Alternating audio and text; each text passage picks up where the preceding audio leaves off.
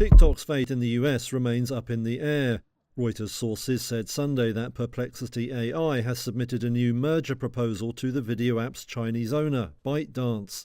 That would create a new entity combining TikTok's US operations with the search engine startup. The proposal calls for the US government to own up to 50% of the new company upon a future share offering. But that's just one of many possibilities that could be in play. Over the weekend, US President Donald Trump told reporters on Air Force One that he was talking to numerous parties. I've spoken to many people about TikTok, and there's great interest in TikTok. And as you know, I have the right to sell it or close it, depending on what I think is best for the country. Trump said he would probably make a decision over the next 30 days. Earlier, Reuters reported that the administration is working on a plan to tap Oracle for a deal.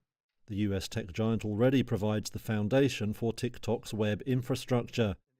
At an event last week, Trump said he'd be happy to see TikTok sold to Tesla boss Elon Musk or Oracle chief Larry Ellison, who was standing alongside him at the time. Are you open to Elon buying TikTok? I would be if he wanted to buy it, yeah. On your inauguration. I'd like Larry to buy it too.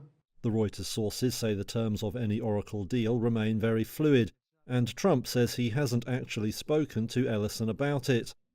US billionaire Frank McCourt is another to express an interest. The bid we put in was for all of US TikTok without the Chinese technology.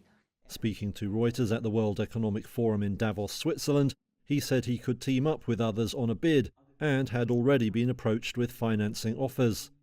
TikTok had faced a ban in the US over national security concerns, but has been reprieved by Trump while he decides on a course of action. Technology shares around the world slid on Monday as surging popularity of a Chinese discount artificial intelligence model ruffled feathers. Startup DeepSeek has rolled out a free assistant it says uses lower-cost chips and less data. That seemingly challenges a widespread bet in financial markets that AI will drive demand along a supply chain from chip makers to data centers. Shares in Nvidia supplier Advantest fell 8.5% in Tokyo, while those of Tesla, Amazon and Meta fell more than 2% in early European trading. Joachim Clement is a strategist at Panmure Liberum. The capabilities of DeepSeek are well within reach of OpenAI and the other providers of generative AI. But, and that's the crucial but, is can DeepSeek approach or get the same results with lower infrastructure costs, which obviously would be a major negative, not just for NVIDIA, but also for the big cloud computing data center providers like Amazon. AI-focused startup investor SoftBank Group slid more than 8%, on course for its biggest one-day fall since September, while chip-making equipment giant Tokyo Electron fell 5%. But tech-heavy markets in Taiwan and South Korea were closed. Little is known about the small Hangzhou startup behind DeepSeek, but its assistant leapfrogged rival ChatGPT to become the top-rated free application on Apple's App Store in the US on Monday. DeepSeek researchers wrote in a paper last month that the version 3 model launched on January the 10th used NVIDIA's H800 chips for training, spending less than $6 million.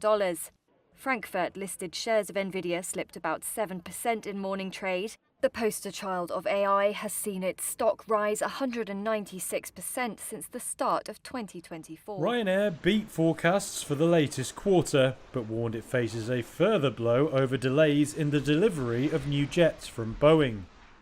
Europe's biggest low-cost airline said Monday that third-quarter post-tax profit hit $156 million. That was more than double the number forecast by analysts.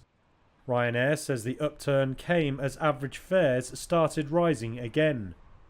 Over the previous quarter, they'd seen a sharp decline.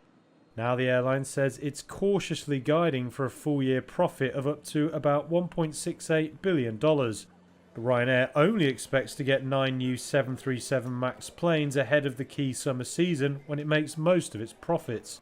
The company had expected to get more of the jets from Boeing and is now cutting its forecast for passenger numbers as a result of the shortfall. Chief Financial Officer Neil Sorahan has just returned from a visit to Boeing's facilities in Seattle. He called the jet delays disappointing, but said he was confident the 9 airliners now promised would turn up on time. Sorahan said he saw evidence of big improvements in quality at the US aerospace giant. He said early indications were that Ryanair's summer bookings looked robust.